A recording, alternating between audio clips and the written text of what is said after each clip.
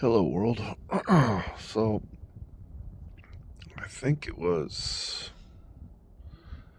1990. I could be wrong. Don't quote me on this. I just know the story.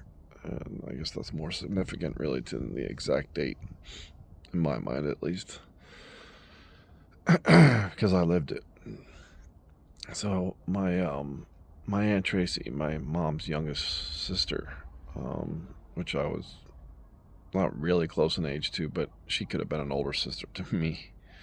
And we kind of lived our lives like that, and I would say still to this day. And I kind of regret that I don't talk to her more because I talked to her a lot when I was younger. But I remember she asked me if I wanted to take a vacation with her up to Boston, and one because she wanted to go out to Nantucket, and we did, and it was beautiful and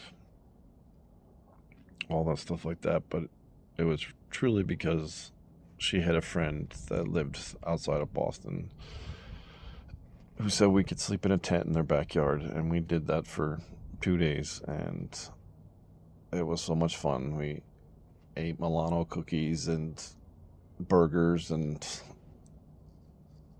um, yeah, it was good. All the stuff that you shouldn't or you couldn't do when you were a kid my age, living with my mother, and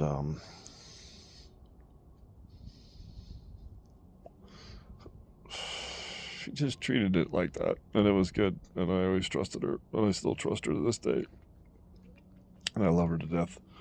But the tall ships from around the world were making a worldwide cruise, and I think it was on the 500th reunion of Columbus's sail to the New World, or what they thought was the New World,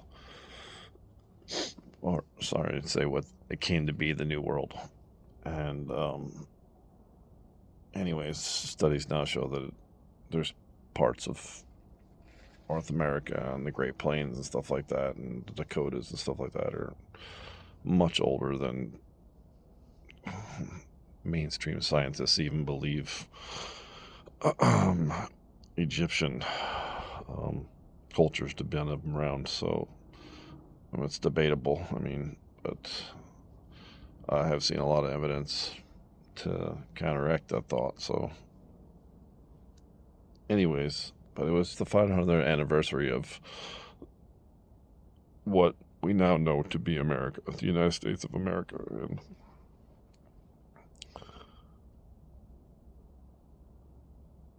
it was about the time that the Berlin Wall had already fallen, because it was, I know it had to have been close to my senior year in high school. So the Berlin Wall had already fallen, because I remember my freshman geology earth science teacher um, had a piece of the Berlin Wall because he was there, and because he was kind of like a hippie scientist, athletic, an amazing dude. I learned a lot from, and so I knew at the time when I was there that that's when Russia fell. So, and that's when it was no longer the Russia, like Ukraine and all these other countries fell under Russia. It's it's now Russia and then all these individual things. Like there's about a ton of them. Anyways, it all came to fruition in the Olympics, and you started seeing stuff like that, the fall of communism and all those places. But all those places basically still kept kind of like their own communist regime, because that's the only life they knew. Because Russia's been around for a very, very long time. As a matter of fact, we bought Alaska from Russia, um, because it was even too harsh for them. Um, Not to mention logistically, keeping a ship fleet that go in there where all the riches of fish and crab and all that stuff and gold it's really hard to mine up there, and so it comes at a great cost. But that's a whole nother story. So yeah, Russia has collapsed, and you have all these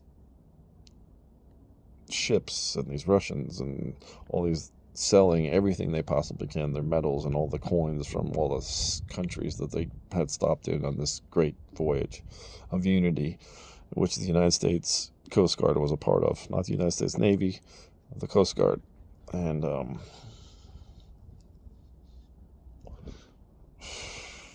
when Columbus came over here, he didn't come over here as an army. He just came over here as a unit that could protect themselves but also explore. So kind of like Star Trek, and you always end up becoming some entity of war because of that. But sailors in general were based on pirates, people that didn't. It's not hard. It's not even hard to this day, even with the technology we have to navigate the ocean successfully. And as computers are doing great things, mostly because they can monitor everything. Nothing goes for what an actual sailor, and it's been proven. So it's just funny how the collapse of Russia also at the time. So basically, that really was the end of the Cold War. We had won. We had made it so they couldn't even afford their propaganda to say how they were in unity with the rest of the world. That America was the reason what it is, partly because of Columbus. And I thought that it'd be very interesting that I got to see that part of the whole thing before I ever even really had decided that I was going to go into the military myself, especially a unit like the Navy Seabees. So life has a funny way of starting to put itself together when you stop and think about it, and you start to listen to people that actually live through the things that led up to the way we are today. And in the end of things, cultures will die off either if they're forced to, or if there is no longer a need for them, or they can't sustain themselves anymore. And if that's the way it truly is, that is the way it is. We cannot save everyone.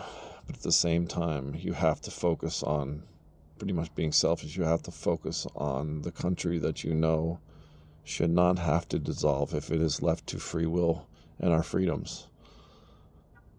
And if that's wrong, then so be it. I've died for the wrong cause, but it doesn't seem wrong to me.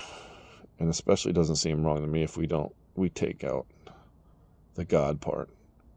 And I haven't come to that lightly in my life, and I find it very hard and true not to understand nowadays after all this stuff, all the shit that I've seen.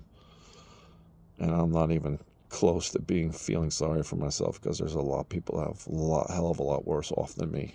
There's a lot of people that have died to protect the freedoms that originated from God. So I hope this gets to somebody and understand I got a lot more to come up until the point where I am at now. And I'm going to try to keep it short, but that just means there's going to be a lot more. And I hope you listen and understand and maybe even hate, because as though I'm not going to hate you, I'm going to try to understand you. And if you hating me helps me understand you more, then you can hate me all you want. It doesn't mean that I'm not going to try to understand and love you. And I hope you have a great night. It is really cold out of here, and I still got about at least 150 push-ups to do. And God bless world. One love, one race, under him. The human race, for all you racists out there. Good night.